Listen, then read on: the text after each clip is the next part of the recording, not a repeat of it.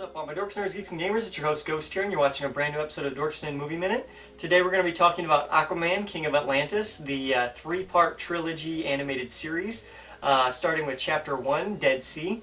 This is a adult. First off, the whole series itself, the trilogy itself, is very much an Adult Swim fever dream style animation. Let's say you took Aquaman from DC, okay, and then you took Super Jail, and you took the Adult Swim humor and style, but you took out all the blood and language, and you fused it together.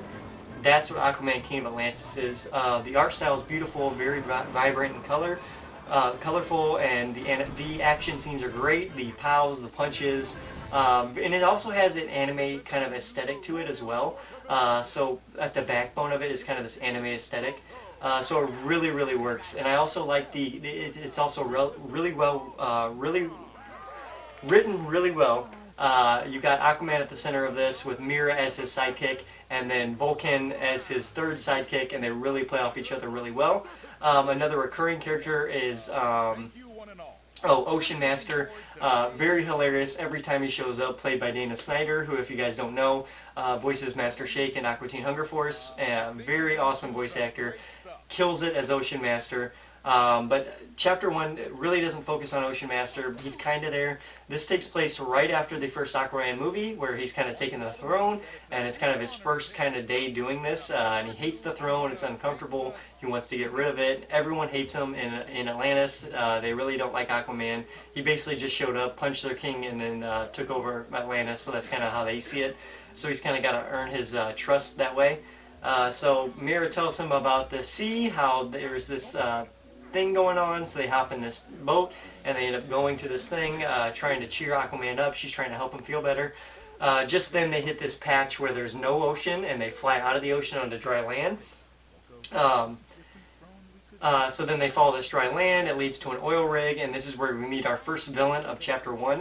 His name is Mordakov. He's a very short Russian guy. He has these hand robots that look like hands. If you've ever seen Spy Kids 2, it's sort of like that, but they're robotic. So he has these hand robots that kind of do his bidding, and he rides around in them as vehicles and all these other things. But Mordakov's a very funny man. He's very kind to Aquaman. And he treats him well. He feeds Aquaman, which is a recurring joke in the series between the 3 episodes, is that Aquaman does eat fish. And his favorite food is actually smoked salmon. He loves smoked salmon. And the other fish think it's disgusting that he loves fish, but he'll just sit there and eat it in front of him and not care at all. So it's very hilarious. Played for laughs. It works really well. They end up, Mordakovs end up turning on him. They end up finding this crystal, this red crystal.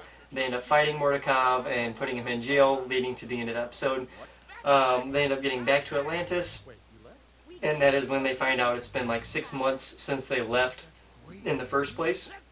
And that leads into Chapter 2, which Chapter 1 I'm going to give a 8 out of 10, very solid start to the series.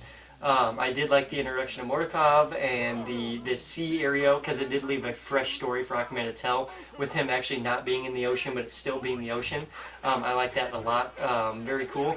And his powers are actually really, really well done in this animated series. He does talk to fish, but it's not like the fish people. These are actual fish that he talks to, and they do help him out in situations.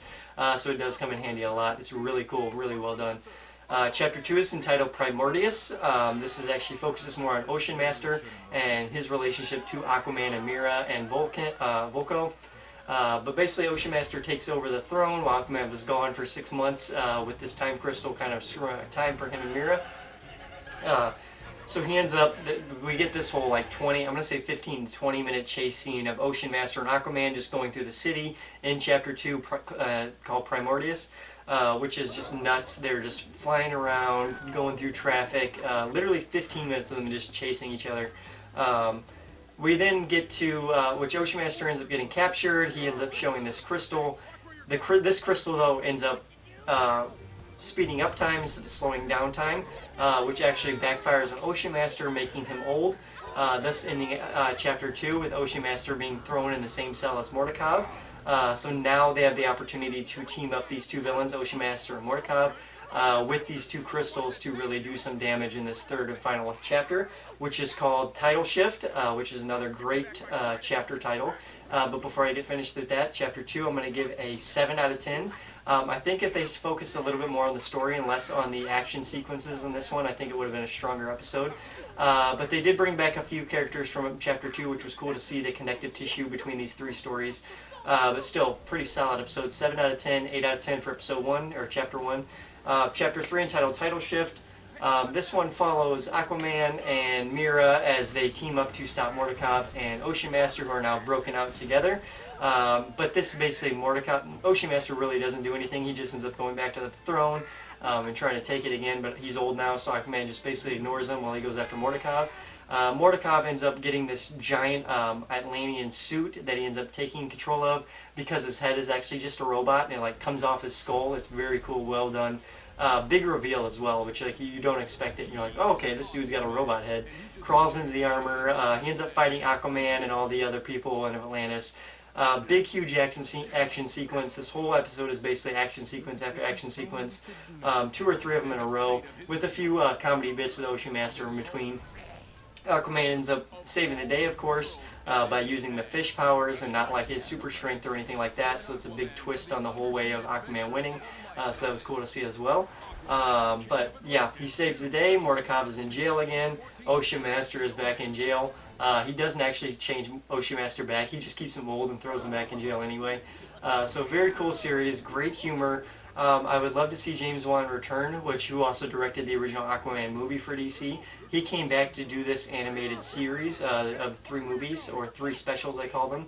I would love to see him come back and do 3 more. I love this world, I love the characters, I love the bright, colorful moments, I love the super jail style of the action scenes, how it's one thing after the next, and it's very cohesive and followed through all the way through the whole story.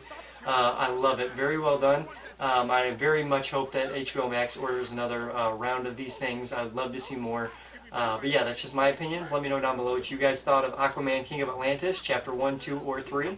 I enjoyed all of them. Chapter 3 I'm going to give a 9 out of 10. I did like the way it ended. I did like the stakes being higher and the final battle being having more at stake with the rematch between Mordekov and Aquaman and all that in between. But let me know down below what you guys thought. Make sure you like, subscribe, and share. And as always, keep it right here on Dorkston. I've been your host, Ghost. Adios.